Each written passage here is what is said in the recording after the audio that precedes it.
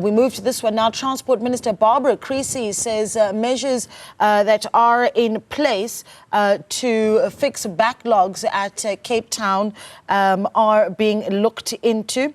They'll result in improved operations ahead of the busy fruit export season. She met with Transnet officials to find solutions to problems at the ports of Cape Town and Saldanha Bay. Our reporter Latashia Naidoo has the latest and she joins us now live. Latashia, highlights from what we heard from the Transport Minister today. Good evening, ladies. I'm standing at the V&A waterfront, which we know is a tourist hub. And Transnet says that it wants to make the Port of Cape Town, which is housed within this waterfront precinct, a tourist destination. But following closed-door engagements with various stakeholders, including Transnet and others within the freight and logistics industry this morning, Transport Minister Barbara Creecy says that a lot more needs to be done to improve efficiencies at the Port of Cape Town before it can actually be this world-class tourist destination. Now, this morning's meetings, like I mentioned, were closed doors, but the minister in her post-briefing address to the media highlighted that there were strategic discussions around the operations of the ports of Cape Town and Saldanha Bay, which are the major ports in the Western Cape. And for the past few years, there have been critical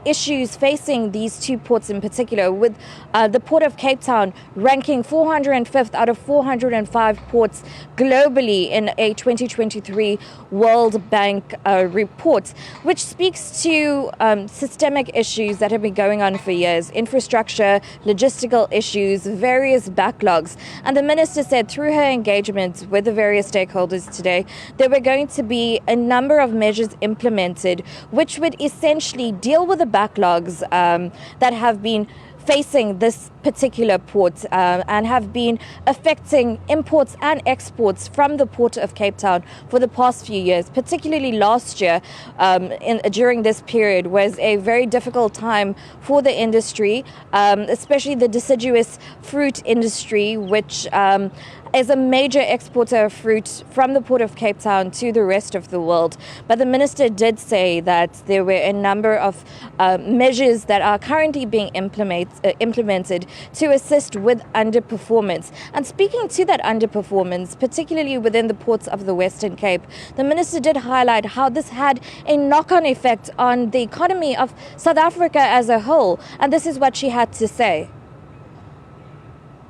On the underperformance of our ports, whether it's Cape Town or Durban, is a very, very important issue, because what we understand is that when there is congestion at the ports, and when there is underperformance at the ports, it impacts on the broader economic stability of the country.